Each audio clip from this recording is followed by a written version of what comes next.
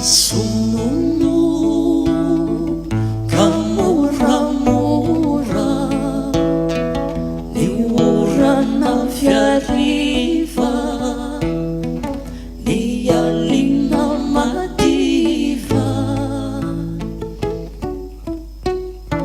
fahamo antorimaso ny lanitra sy tany, kitondra ny hoan'i, hoan'i nefa aiza rifana, hoan'i nefa aiza rifana, toreraka manay, aiza no iampita zato nofinofina, aiza no iampity zato nofina, mamenono inzao miodikotinao, miodikotinao antsaina, dorano nafanaina, dorano nafanaina.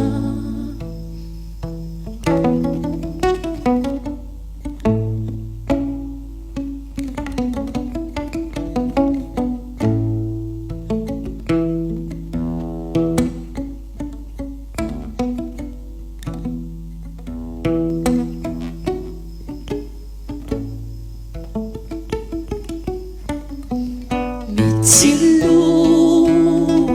pilopimora, mangovitra sy ory, ny tsiroko matory, izay rehetra manolona, ny masoko mahery, aiza no miery, rifanay lay nofinofy, izay namoto atsika de, rifanay lay nofy izay namoto teo, avy mamoaka feo, kalazao ampitsipitsika ao am-boko kelia, kalazalazao ao am-boko ao, zay tena teninao, de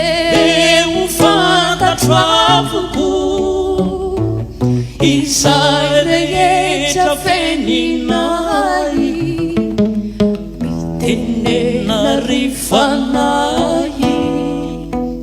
mitenena rifanay, ny amale